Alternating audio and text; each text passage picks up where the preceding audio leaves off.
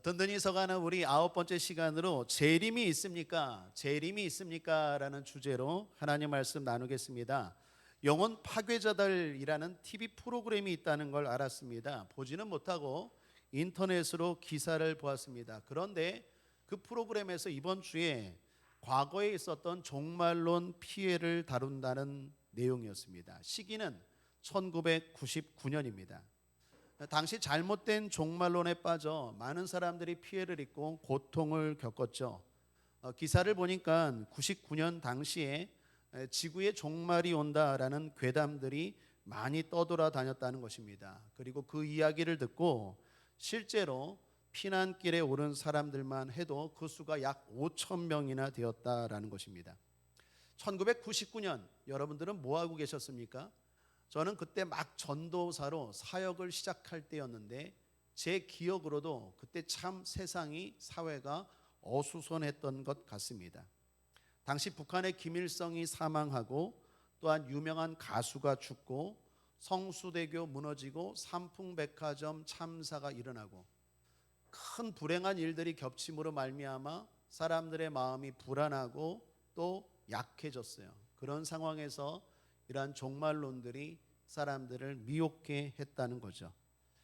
그러나 여러분도 아시다시피 종말은 왔습니까? 안 왔습니다. 그렇다면 종말은 영원히 오지 않는 것일까요? 오늘은 이 종말에 대해서 나누고자 합니다. 크게 세 단락으로 나누어서 살펴보겠는데요. 종말은 있는가에 대한 진위, 그리고 있다면 종말은 언제인가에 대한 시기, 그리고 종말이 있다면 우리는 어떻게 대비해야 되는가에 대한 종말의 준비, 이렇게 세 가지로 나누어서 오늘 이 시간 살펴보길 원합니다. 성경은 어떻게 우리에게 말하는지 성경을 통해서 이 마지막 때, 특별히 말세 지말이라는 이 시대를 지혜롭게 잘 준비하고 살아가는 저와 여러분 되기를 주님의 이름으로 축복합니다. 자, 먼저 종말의 진위입니다. 결론부터 말하면 종말은 옵니다. 그런데 우리는 이를 종말이라 하지 않고 재림이라고 하죠. 주님의 재림이 곧 세상의 종말을 의미하기 때문입니다. 그래서 재림의 진위라고 말하면 좋겠습니다. 그렇다면 다시 질문합니다. 주님의 재림은 사실입니까? 답부터 말하면 사실입니다. 예수님 다시 오십니다. 우리 고사성어 가운데 함흥차사라는 말이 있습니다. 태조 이성계가 다섯째 아들 태종 이방원이 왕이 되는 게 기분 나빠서 밤에 함흥으로 도망가 버렸죠. 그런데 태종 이방원이 자신의 왕됨의 정당성을 인정받기 위해서 태조 이성계를 모셔오려고 신하들을 보내죠. 그런데 보내는 신하마다 함흥을 갔다면 도대체 오지를 않아요. 소식이 없어요. 거기서 유래된 말이 뭡니까? 함흥차사. 한 번 가면 도대체 소식이 없네, 그런 뜻 아니겠습니까? 그런 의미에서 예수님은 어떻습니까? 다시 오십니까? 오십니다. 주님 승천하실 때 제자들에게 천사들이 한 말입니다. 사도행전 1장 11절입니다. 가로되 갈릴리 사람들아 어찌하여 서서 하늘을 쳐다보느냐. 너희 가운데서 하늘로 올리우신 이 예수는 하늘로 가심을 본 그대로 오시리라 하였느니라. 그대로 오시리라. 주님 다시 오십니다. 그때 세상은 종말입니다. 예수님도 살아생전에 직접 제자들에게 다시 오신다고 말씀하셨습니다. 요한복음 14장 1절에서 3절에 너희는 마음에 근심하지 말라. 하나님을 믿으니 또 나를 믿으라. 내 아버지 집에 거할 곳이 많도다. 그렇지 않으면 너에게 일렀으리라. 내가 너희를 위하여 처소를 예비하러 가노니 가서 너희를 위하여 처소를 예비하면 내가 다시 와서 너희를 내게로 영접하여 나 있는 곳에 너희도 있게 하리라. 주님이 계신 곳에 우리도 있게 하도록 다시 오신다 말씀합니다.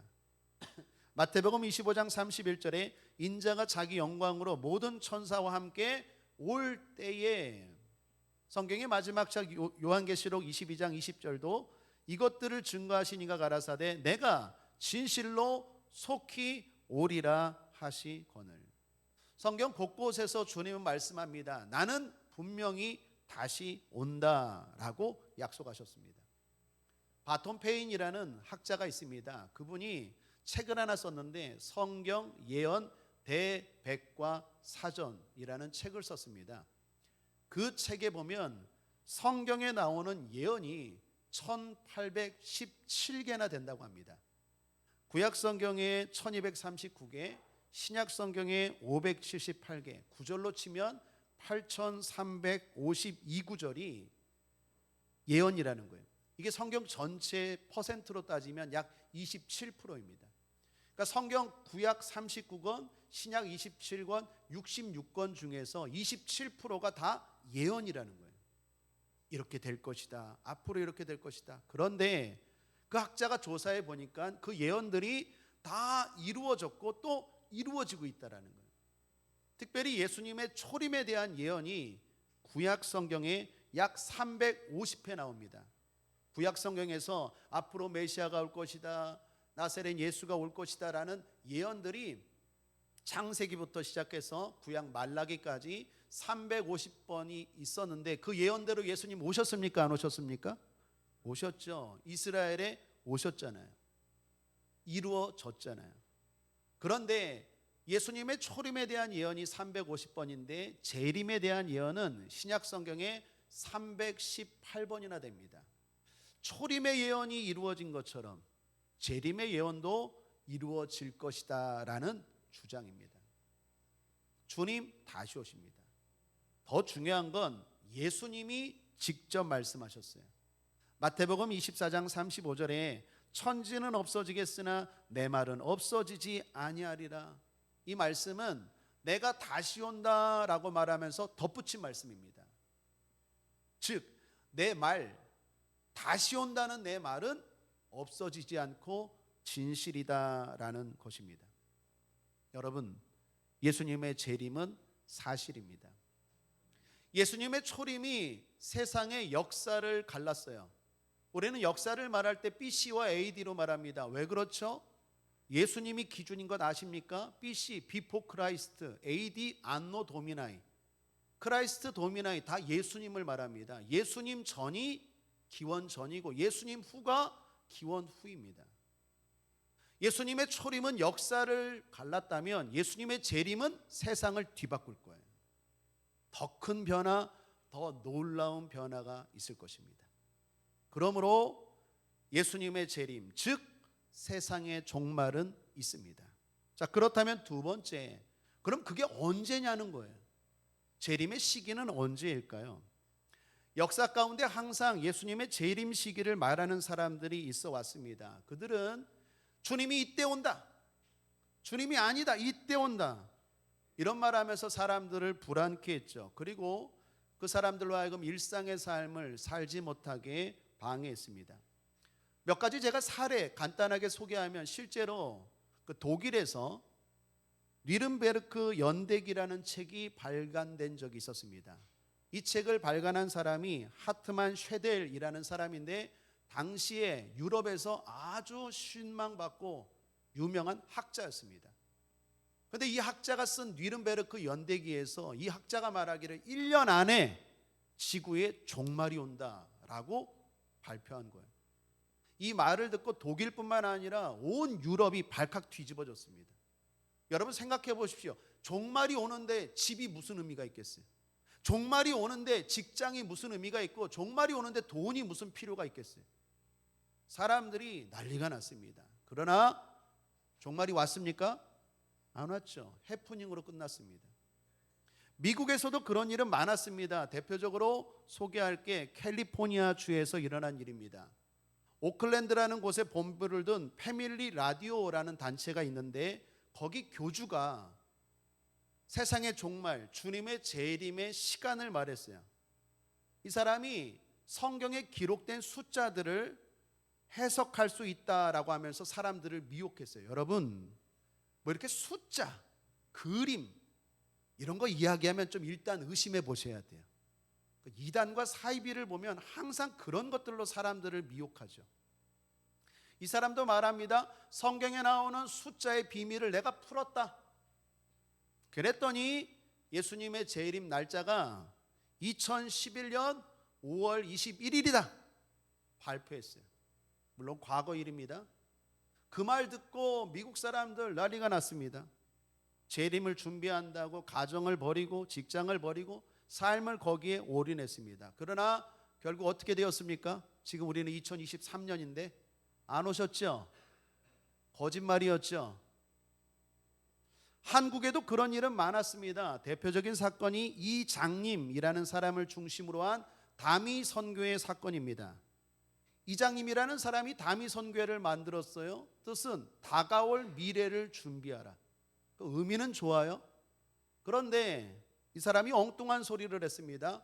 노스트라다무스의 예언과 성경의 요한계시록을 근거로 내가 주장하는데 예수님이 이때 다시 오신다. 그리고 발표한 날짜가 1992년 10월 28일이었습니다. 특별히 자정에 온다고 말해요. 그래도 한국의 이단은 더 정확합니다. 시간까지 이야기해요. 자정 땡 하면 주님 오신다는 거예요. 이 엉뚱한 말이 엄청난 한국 사회에 무리를 일으켰어요. 제가 그 당시에 기사를 보니까 어떤 사람들은 대학생 아들 3명과 함께 여기 이 이장님한테 빠져갖고 가정이 완전히 풍지박산이 됐어요. 전라도의 한 여고생은 엄마가 거기 가면 안 돼 라고 말렸다고 해서 아예 자살을 해버렸어요. 경남 마산의 30대 여성은 10월 28일 날 세상에 종말이 오는데 더 이상 살아서 뭐하나 유서 쓰고 그냥 죽어버렸어요. 많은 사람들이 회사에 사표를 내고 다미선교회에 들어가서 재림을 기다리고, 심지어 기사를 보니까 이런 것도 있더라고요. 휴가 나온 군인이 10월 28일 날 지구에 종말이 오는데 군대 복귀하면 뭐 하겠어? 복귀를 안 했네? 헌병들이 잡으러 왔어요. 너 왜 복귀 안 해? 종말 기다리려고요. 이 바보야. 잡아갔어요. 감옥에 들어갔어요. 뭐 이런 해프닝들이 엄청나게 많았습니다. 그런데 주님 오셨습니까? 안 왔죠. 심지어 한 방송국에서는 1992년 10월 28일 자정에 운동장에서 주님의 재림을 맞이한다는 사람들을 모였는데 실시간으로 방송을 했어요. 저도 기억나요.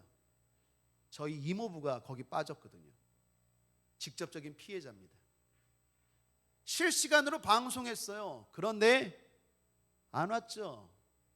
거짓말이죠. 엄청난 사람들의 실망감과 피해가 있었다라는 것입니다. 그리고 앞으로입니다.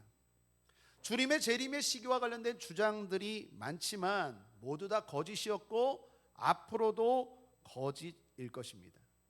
사랑하는 여러분, 앞으로도 어떤 사람이 주님은 이때 온다라고 말한다면 거짓말이는 것 아시길 바랍니다. 이유는 성경이 분명하게 말씀하고 있습니다. 성경은 뭐라고 말합니까? 모른다. 한번 따라하겠습니다. 몰라요. 몰라요. 재림의 시기는 몰라요. 오늘 본문 1절입니다. 함께 읽겠습니다. 시작.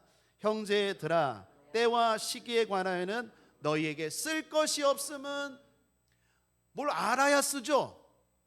너희에게 쓸 것이 없음은, 재림의 시기는 하나님이 안 가르쳐 주셨어요. 몰라요. 쓰고 싶어도 몰라요. 하나님이 안 가르쳐 주셔서, 심지어 며느리에게도 안 가르쳐 줬어요.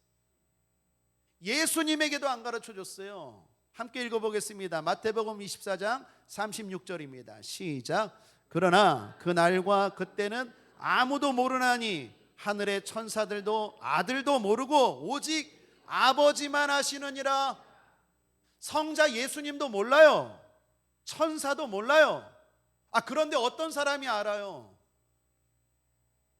오늘 이후로 그 어떤 사람이 주님이 이때 온다, 이때 온다, 여기 온다, 다 새빨간 거짓말이에요. 몰라요. 예수님도 모르는데 아버지 하나님이 가르쳐 주질 않았어요. 가르쳐 주지를 않은 걸 말하는 사람도 잘못이고 알려고 하는 사람도 잘못이에요. 하나님이 비밀로 둔 것은 우리도 비밀로 두는 게 지혜인 줄 믿습니다. 그런데 주님의 재림의 시기와 관련해서 주목할 게 있습니다. 그것은 성경이 주님의 재림의 시기와 관련해 두 가지를 말하고 있다는 것입니다. 하나는 도적이고 하나는 잉태된 여인의 해산하는 고통입니다. 자, 오늘 본문 2절을 보십시오. 주의 날이 밤에 도적같이 이를 줄을 너희 자신이 자세히 알미라. 시기는 모르지만, 때는 모르지만 도적같이 온다라고 말합니다. 이건 데살로니가 전서뿐만 아니라 베드로후서나 요한계시록에도 똑같이 말해요. 베드로후서 3장 10절에 그러나 주의 날이 도적같이 오리니, 요한계시록 16장 15절에 보라 내가 도적같이 오리니. 성경이 일관되게, 주님이 일관되게 재림의 시기와 관련해서 도적을 말합니다. 왜 도적일까요? 여러분 한번 도적 한번 생각해 보십시오. 왜 주님이 재림의 시기를 도적과 비유를 했을까요? 두 가지입니다. 하나는 도적은 예고 없이 온다는 거예요. 여러분 어떤 도둑놈이 내가 내일 당신 집 털러 갑니다, 이런 도둑놈 있어요? 없죠. 예고 없이 갑자기 오죠. 예수님도 갑자기 오신다는 거예요. 예고 없이 갑자기 오세요. 그런데 성도에게는 도적이 아니다라고 말합니다. 4절을 보십시오. 함께 읽겠습니다. 시작. 형제들아 너희는 어두움에 있지 아니하매 그날이 도적같이 너희에게 임하지 못하리니. 이 말은 뭘까요? 도적같이 임하는데 너희들에게는 도적같이 임하지 않는데요. 자, 도적을 생각할 때 두 가지라고 했어요. 하나는 예고 없이 오고 또 하나는 원하지 않는다는 거예요. 여러분 도둑놈을 원하는 사람 발 한번 들어보십시오. 도둑을 누가 원하겠어요? 우리 집 좀 털어주세요, 이런 사람 있습니까? 없죠. 그만큼 세상 사람들은 종말을 싫어할 거라는 거예요. 세상 사람들은 종말 싫어해요. 그런 이야기하면 싫어해요. 그런데 그런 면에서는 성도들에게는 반대라는 거예요. 우리에게는 도적같이 임하지 않는다는 말이, 우리는 주님의 재림을 원합니까? 싫어합니까? 원하죠. 그런 의미에서 도적같이 온다는 건 우리도 성도도 예수님의 재림의 날짜는 몰라요. 그런 의미에서 도적같이 임하지만 반대로 우리는 세상 사람들과 달리 주님의 재림을 원해요. 그렇기 때문에 도적같이 임하지 않는 거예요. 엊그제 금요 철야 때였습니다. 우리 찬양팀이 뜨겁게 찬양했어요. 손을 들고 찬양했어요. 성도님들도 뜨겁게 찬양하고 손 들고 막 찬양했어요. 그런데 그 찬양의 제목이 뭔지 아십니까? 마라나타. 마라나타 뜻은 뭐예요? 아멘 주 예수여 오시옵소서. 주님 다시 오시라고, 종말 오라고 성도들은 어떻게 해요? 손 들고 뜨겁게 찬양했어요. 그런 의미에서 여러분 질문합니다. 주님 다시 오심을 사모합니까? 아멘. 그렇다면 성도예요. 성도에게는 도적같지 않습니다. 또 하나 재림의 시기와 관련해서 성경이 언급하는 것이 있는데, 잉태하는 여인의 해산하는 고통입니다. 3절을 보십시오. 저희가 평안하다 안전하다 할 그때에 잉태된 여자에게 해산 고통이 이름과 같이 멸망이 호련히 저에게 이르리니 결단코 피하지 못하리라. 잉태하는 여인이 해산을 합니다. 그 고통이 심할까요? 약할까요? 우리 여성분들에게 질문하죠. 결혼한 여성분들, 해산할 때 고통이 심합니까? 안 심합니까? 엄청 심하죠. 2부 예배 때도 엄청 심해요 그러던데. 극심한 고통이죠. 그런데 출산을 위해서는 필요한 고통입니까? 아닙니까? 필요한 고통이죠. 예수님의 오심도 마찬가지예요. 출산을 위해서 피할 수 없는 고통인 것처럼 예수님의 재림의 시기는 모르지만 예수님의 재림이 임박했다는 건 알 수 있어요. 어떻게? 세상에 고통이 올 거예요. 그게 바로 재림의 징조입니다. 실제로 예수님의 제자들이 궁금했어요. 주님 언제 다시 오십니까? 세상의 끝은 언제입니까? 그래서 이렇게 질문합니다. 마태복음 24장 3절에 예수께서 감람산 위에 앉으셨을 때에 제자들이 종용이 와서 가로되 우리에게 이르소서. 어느 때에 이런 일이 있겠사오며 또 주의 임하심과 세상 끝에는 무슨 징조가 있사오리이까? 세상 끝에는, 주님 다시 오실 때에는 무슨 징조가 있습니까? 시기는 모르지만, 날짜는 모르지만 징조라도 가르쳐 주옵소서 라고 했더니 예수님이 쭉 말씀하시는데 공통점이 뭐냐? 고통이에요. 마태복음 24장 5절입니다. 많은 사람이 내 이름으로 와서 이르되 나는 그리스도라 하여 많은 사람을 미혹해 하리라. 영적인 고통이 있을 거라는 거예요. 이단과 사위가 극성을 부려서 가정들마다 거기에 속아 넘어가서 영적인 고통을 당해요. 믿는 사람들이 거기에 빠져서 영적인 고통을 당할 거래요. 그게 징조래요. 7절입니다. 민족이 민족을, 나라가 나라를 대적하여 일어나겠고 첫째 기근과 지진이 있으리라. 민족과 민족이 싸워요. 나라와 나라가 싸워요. 전쟁뿐만 아니라 기근뿐만 아니라 지진, 환경적인 고통을 당할 거래요.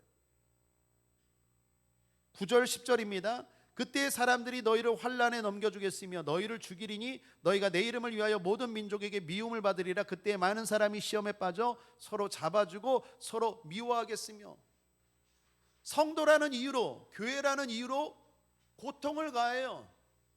서로 미워한대요. 거기에 또한 시험 듣는 사람들이 나오대요. 영적인 성도에 대한 고통입니다.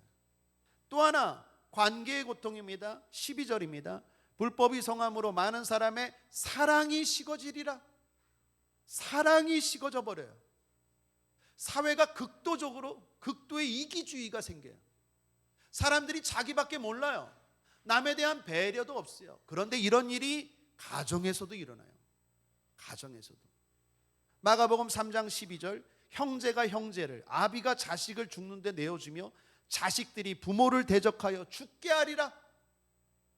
가정이 깨져버려요. 가정 안에도 사랑이 식어져 버려요. 형제가 사랑해야 되는데, 부모 자식이 사랑해야 되는데 그 사랑이 식어져 버려요. 고통이 찾아와요. 여러분, 주님이 지금 말씀하신 재림의 징조를 다 보면 공통점이 뭡니까? 고통이에요. 영적인 고통, 육적인 고통, 성도의 고통, 가정의 고통, 관계의 고통. 고통이 찾아오면 우리는 직감해야 돼요. 종말이 임박했구나. 주님의 재림이 가까웠거나 느껴야 됩니다. 재림에 관련해서 더 중요한 건 정확히 때는 알 수 없지만 주님이 방법은 말씀해 주셨어요. 14절 함께 읽어볼까요? 시작. 이 천국 복음이 모든 민족에게 증거되기 위하여 온 세상에 전파되리니 그제야 끝이 오리라. 그제야 끝이 오리라. 언제 끝이 온다고요? 복음이 모든 민족에게 전해지면 그때 주님 다시 오십니다. 그렇다면 현재 복음이 모든 민족에게 전해졌을까요? 얼마나 전해졌을까요? 교회가 선교를 한 지 약 200여 년 정도 됐습니다. 200여 년 전부터 선교가 일어났어요. 그런데 그 가운데 여러분 잘 알다시피 산업혁명이 있어서 교통과 기술이 발달했죠. 복음 전파가 엄청 빨라졌어요. 지금은 더 빨라졌죠. 지금은 온라인 시대, 스마트 시대예요. 지금 당장 여기서 전화하면 일본에 있는 사람, 저 아프리카에 있는 사람 통화가 됩니다. 그럴 정도로 지금은 더 빨라졌어요. 그 말은 복음이 더 많은 사람들에게 지금 급속하게 빨리 전해지고 있다라는 얘기예요. 이슬람 국가인 이란에서도 수천 명이 세례를 받았다는 소리가 들려오고요. 아프리카 중남미에서도 수많은 부흥의 역사가 있다는 소리가 들려오고요. 중국에서도요, 드러나진 않았지만 지하교회에서 조용한 부흥이 일어나고 있대요. 우리는 뉴스를 보니까 그런 것들은 없는 줄 아는데 곳곳에서 복음이 계속해서 전파되고 있습니다. 더 중요한 건 주님이 모든 민족이라고 했죠. 모든 민족에게 복음이 전파되면 그때 주님이 다시 오신다고 했어요. 그래서 많은 학자들과 교회들은 모든 민족에게 복음을 전해야겠다. 그리고 살펴보고 그리고 따져보니까 복음이 들어가지 않은 민족들이 많은데 그러한 민족을 미전도 종족이라고 말합니다. 뜻은 자기들 종족 스스로는 복음을 전할 수 있는 힘이 없어서 누군가가 와서 전해줘야 되는 종족이 미전도 종족이에요. 영어로는 UPG입니다. Unreached People 그룹이. 미전도 종족이 얼마나 될까? 여러분 얼마나 될 것 같습니까? 어떤 사람은 8천여 개 종족이 있다고 해요. 이제 남아있는 종족이. 그러니까 복음이 들어가지 못한 종족. 그 나라 말로, 그 나라 언어로. 어떤 사람은 600개라고 말합니다. 이 도대체 이 차이가 너무 많죠. 많은 이유는 나누는 기준 때문이에요. 나라별로 나누느냐 아니면 언어로 나누느냐. 한 예로 중국도요. 중국 안에 언어로 나누면 많은 민족이 삽니다. 그죠? 중국이라는 한 나라 안에 언어가 되게 많잖아요. 그런 나라별로 나누면 차이가 있는데 중요한 건 얼마 안 남았다라는 거예요. 복음이 더 빨리 많은 민족에게 증거되고 있다라는 거예요. 미전도 종족에 대한 선교를 오랫동안 해온 선교 단체가 있습니다. 조슈아 프로젝트, 또 남은 과업 성취 운동 본부. 이런 선교 단체가 수십 년 동안 복음이 들어가지 못한 종족을 향해서 성경을 번역하고 복음을 전했는데 그 단체들은 이렇게 말해요. 복음이 들어가지 못한 종족이 지금 220개에서 230개만 남았대요. 결론입니다. 얼마 안 남았어요. 때는 몰라요. 시기는 몰라요. 그러나 주님의 재림이 임박했다는 건 우리 느낄 수 있어요. 여러분 세상을 보십시오. 주님이 말씀하신 고통이 지금 있지 않습니까? 얼마나 많은 이단과 사이비가 기승하고 처처의 전쟁과 기근과 지진이 있으며 뿐만 아니라 얼마나 교회들이 성도들이 선교사님들이 핍박을 받고 징조들이 있잖아요. 뿐만 아니라 복음이 계속해서 지금 많은 민족 곳곳까지 이제 들어가고 있어요. 시기는 모르지만 임박했다라는 건 알 수 있다라는 것입니다. 재림의 날짜는 아직도 영원히 모르지만 그때가 얼마 안 남았다라는 건 분명한 사실입니다. 자, 그렇다면 이제 마지막 중요한 것 하나가 남았습니다. 재림의 준비입니다. 우리는 어떻게 이때를 살아야 할까요? 성경은 주님은 무엇이라고 말씀하고 있을까요? 아마도 이 부분이 가장 중요한 부분 아니겠습니까? 재림은 있습니다. 시기는 모르지만 임박했습니다. 자, 그러면 어떻게 살아야 될까요? 중요한 건 성경이 뭐라고 말합니까? 만약에 이걸 모르면 사람들은 옛날처럼 또 어떤 사람이 등장해서 거기에 속아서 인생을 허비하고 망치고 그리고 고통당할 거예요.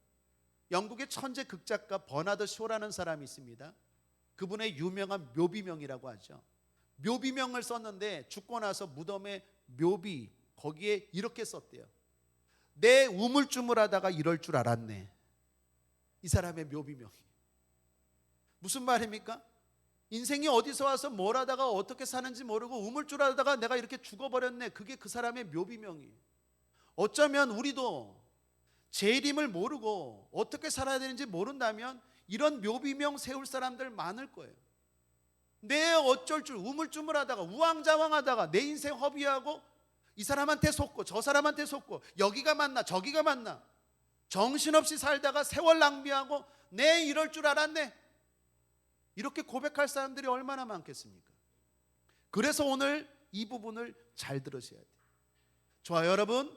오늘 이 말씀 잘 듣고 마음에 새기고 이 말세지 말이라고 하는 이 시대를 잘 살 수 있게 되기를 바랍니다.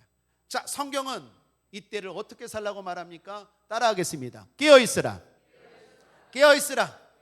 우리 옆 사람과 한번 인사하겠습니다. 깨어 있읍시다. 깨어 있읍시다. 아이고, 조시는 분 한 분이 깜짝 놀랐어요. 그냥 깨어 있으라고 하니까.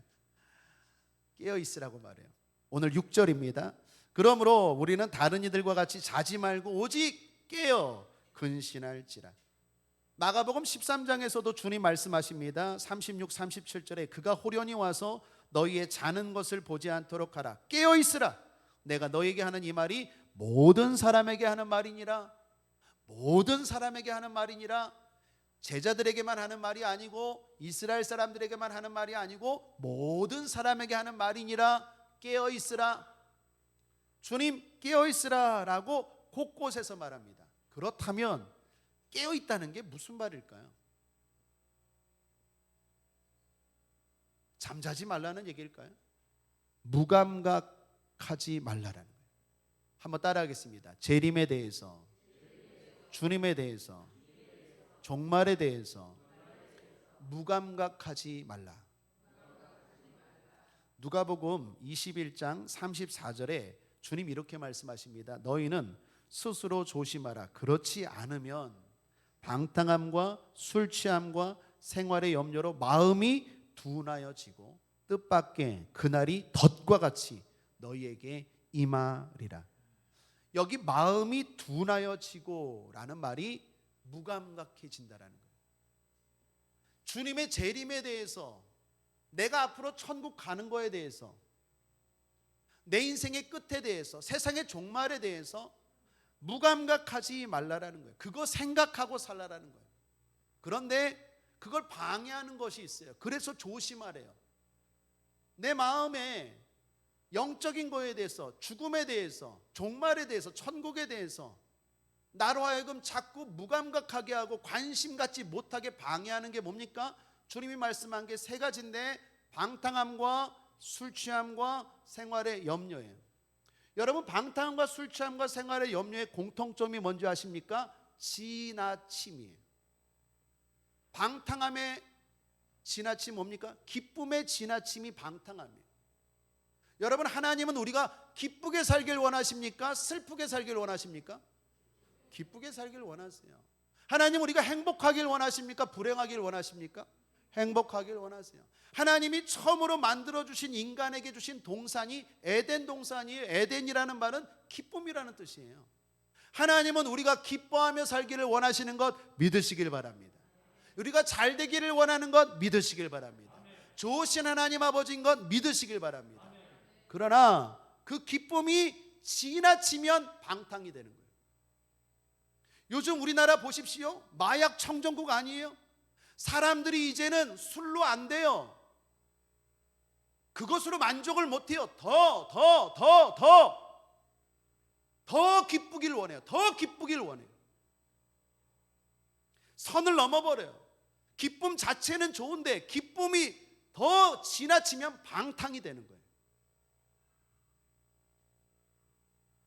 어떻게 하면 좀 더 행복할까? 어떻게 하면 좀 더 기쁠까?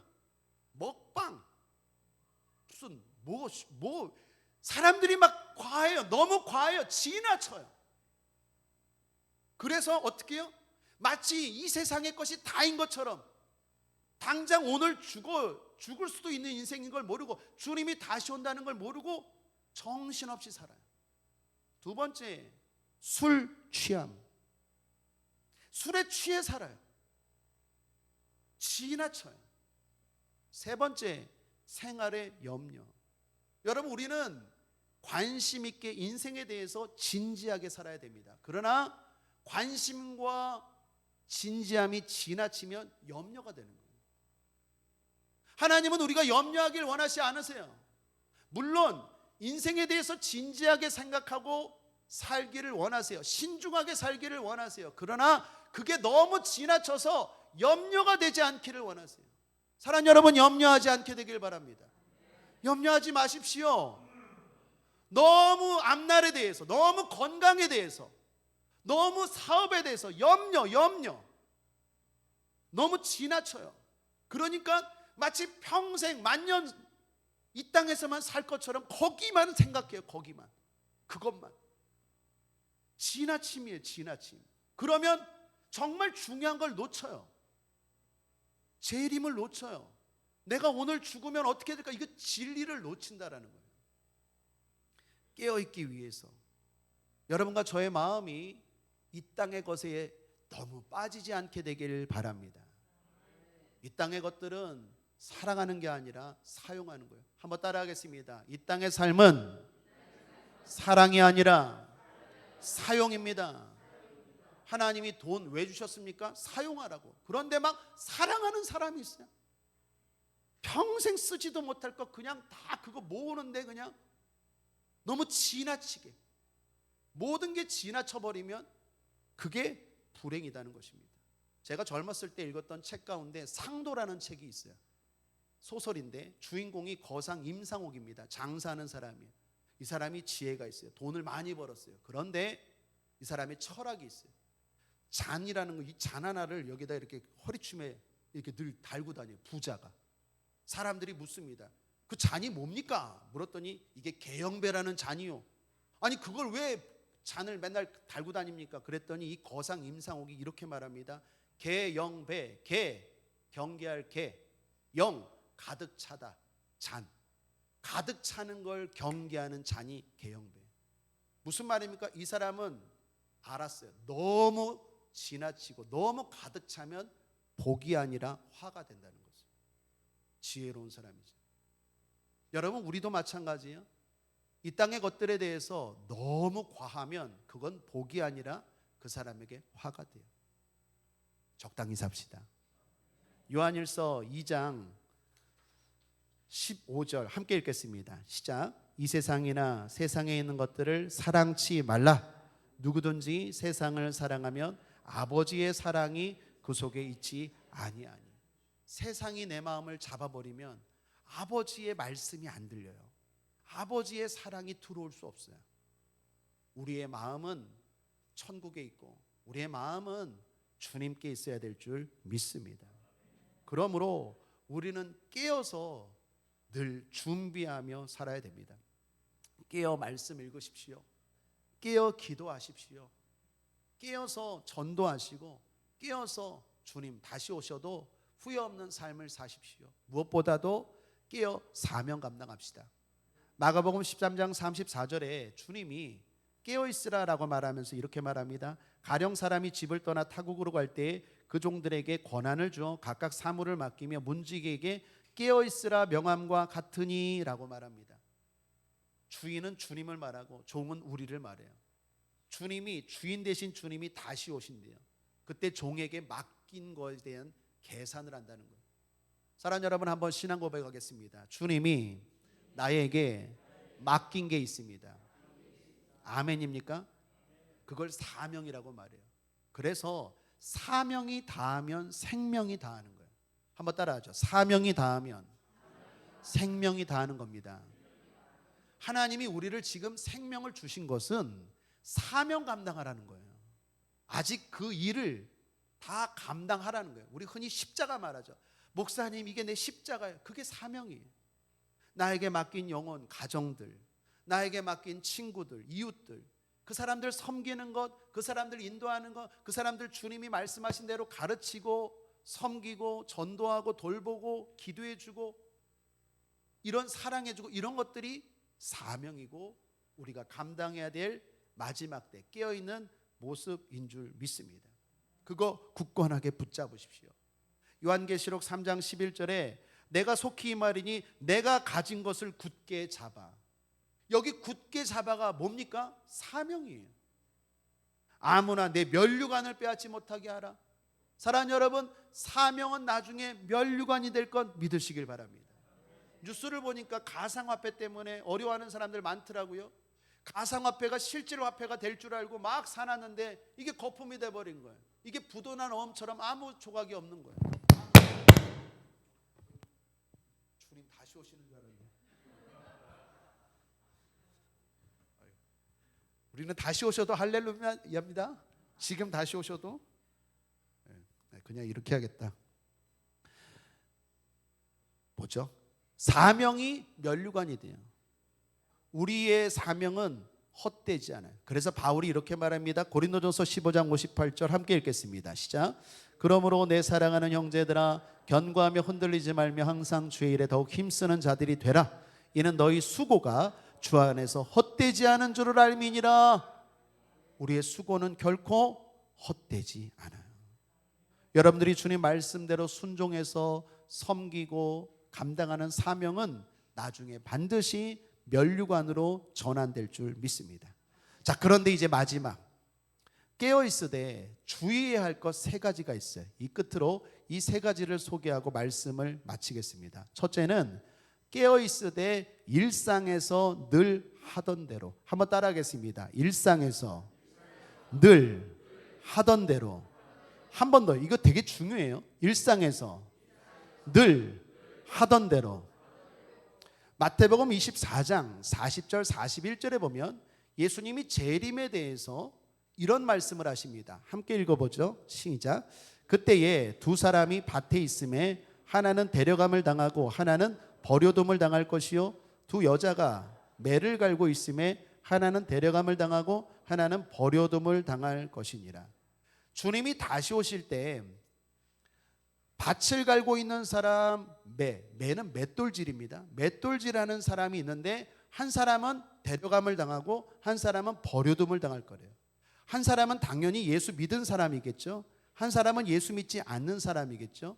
여기서 우리가 주목할 건 밭과 맷돌질이에요. 이 사람들이 뭐 하고 있습니까? 일상에서 주님의 재림을 맞이한다라는 거예요. 주님의 재림이 있다고 해서 저기 어디 단체끼 모여갖고 하늘을 바라보며 주님 다시 오신다, 주님 다시 오신다 그러면서 살고 손 놓고 직장 안 다니고 하늘만 바라보고 사는 게 아니라는 거예요. 월명동 가면 안 돼요. 뭔 말인지 모르시네. 다 뭐 2부 예배 때는 웃던데. 월명동 모르십니까? 요즘 JMS 본부잖아요. 이단에 무슨 저기 뭐 우리의 거기 뭐 있다고 해서 이상한 사람들 다 새빨간 거짓말이에요. 주님이 이렇게 말합니다. 마태복음 24장 26절 함께 읽겠습니다. 시작. 사람들이 너에게 말하되 보라 그리스도가 광야에 있다 하여도 나가지 말고 보라 골방에 있다 하여도 믿지 말라. 따라하겠습니다. 나가지 말고 믿지 말라. 한 번 더. 나가지 말고 믿지 말라. 주님의 재림이 있어요. 분명히 있어요. 그렇다고 하던 일 다 팽개치고 어디에 모여서 그냥 하늘만 바라보고 나가지 말고 여기는 그리스도가 있어. 우리에게 구원이 있어. 믿지 말라. 그런데 많은 사람들이 말씀을 모르니까 속아서 여기에 구원이 있다니까 거기 가고 군인이 군대 일을 포기하고 회사원이 사표를 내고 왜 이런 일이 벌어져요? 주님의 뜻을 모르니까 그래요. 여러분, 주님의 재림은 일상에서 맞이하는 거예요. 그래서 중요한 게 일상에서의 삶이에요. 매일매일 승리하셔야 돼요. 오늘 하루하루가 승리의 삶이 돼야 돼요. 주님 다시 오신다고 해서 재림 특별 준비 반 이런 거 없어요. 그동안 세상적으로 살던 사람이 주님 다시 오신다고 해서 갑자기 뭘 준비한다? 그런 거 없어요. 여러분이 오늘 밤에 집에 가서 딱 누웠을 때 잘 살았다. 오늘도 내가 죄를 다스리고 마귀의 유혹을 물리치고 오늘도 내가 믿음으로 살았다. 내가 사랑했다. 용서했다. 내가 참았다. 이겼다. 잘 살았다. 그 고백이 매일매일 이루어져야 돼요. 그래서 주님이 갑자기 내가 오셔도 할렐루야 맞이할 수 있는 삶 그렇게 살라는 거예요. 여러분의 직장에서 여러분의 가정에서 여러분이 일하면서 하나님 말씀대로 살려고 하루하루 몸부림치는 것이 주님의 재림을 준비하는 삶인 줄 믿습니다. 가정 버리지 마십시오. 직장 버리지 마십시오. 어디 엉뚱한 데 막 가서 모여 살지 마십시오. 지금 하는 그 일에서 하나님의 말씀대로 한 알의 미랄이 되고 말씀대로 옆에 있는 사람 사랑하고 말씀대로 순종하고 말씀대로 그 영혼 전도하고 그게 바로 재림을 준비하며 사는 삶인 줄 믿습니다. 두 번째 따라하겠습니다. 싸우며. 8절 함께 읽겠습니다. 시작. 우리는 낮에 속하였으니 근신하여 믿음과 사랑의 흉배를 붙이고 구원의 소망의 투구를 쓰자. 재림을 맞이하는 사람들에게 믿음과 소망과 사랑으로 살래요. 맞는 말씀이죠. 그런데 오늘 이 표현을 보셔야 돼요. 바울이 오늘 데살로니가 전서에서 뭐라고 어떻게 표현했습니까? 믿음과 소망과 사랑을 가지고 살라라고 말하지 않고 영적 전쟁으로 표현합니다. 왜 그랬을까요? 그것은 마귀가 지난 시간에 나눈 것처럼 있다라는 거예요. 여러분께 질문합니다. 믿음으로 살고 싶습니까? 사랑하며 살고 싶습니까? 천국의 소망을 가지고 살고 싶습니까? 낙심하지 않길 원하십니까? 그런데 끝으로 묻습니다. 솔직하게 대답하십시오. 잘 됩니까? 잘 되는 분도 계시고 안 되는 분도 계세요. 그게 맞아요. 왜 그럴까요? 마귀가 있어요. 그래서 바울이 흉배를 붙이고 소망의 투구를 쓰고 이게 영적 전쟁으로 표현하는 거예요. 나는 믿음으로 살고 싶어. 나는 사랑하며 살고 싶어. 나는 천국의 소망을 가지고 살고 싶은데 막상 나가면 잘 안 돼. 왜 안 될까? 마귀가 있어요. 내가 연약한 것도 맞지만 마귀가 끊임없이 나를 흔들어요. 그리고 공격해요. 그러므로 사랑하는 여러분, 영적 싸움 하셔야 돼요. 어떻게? 모르는 분들 지난 시간 설교 다시 복귀해서 보시길 바랍니다. 어떻게 싸우는지. 중요한 건 있다라는 걸 의식하셔야 돼요. 믿음으로 사는 사람들은 영적 전쟁에서 승리한 사람들이에요. 여러분 오늘 이 시간 예배 드리는 거 이게 우연인 것 같죠? 그냥 여러분들 쉽게 온 것 같죠? 승리하셨기 때문에 오신 거예요. 끊임없이 마귀가 여러분에게 아마 공격했을 거예요. 야 날이 좋다 놀러 가자. 어디 뭐 한댄다. 무슨 축제 온 나라가 축제예요 지금. 뭐 외국에서도 막 오고 나도 해외 나가야 되는 거 아닌가. 수많은 유혹들이 있어요. 아니면 돈 벌어야지 무슨 예배 한번 드린다는 거 쉽지 않아요. 수많은 갈등과 수많은 마귀가 나에게 5만 가지 생각을 넣어요. 이겼기 때문에 여기 앉아 있는 거예요. 소망도 마찬가지고 사랑도 마찬가지입니다. 승리하기 위해서는 영적 싸움 하셔야 돼요. 그리고 날마다 이기시길 바랍니다. 깨어있으되 싸우시고 승리하시길 바랍니다. 끝으로 마지막 깨어있을 때 주의해야 할 것은 함께입니다. 본문 11절 함께 읽겠습니다. 그러므로 피차 권면하고 서로 덕을 세우기를 너희가 하는 것 같이 하라. 인생길이 험합니다. 쉽지 않아요. 멉니다. 그래서 사람에겐 사람이 필요해요. 사람 인자도 서로 의지하는 거죠. 성도에게도 마찬가지입니다. 예수님 이 땅에 오셔서 홀로 사역하지 않고 12제자와 함께 하셨죠.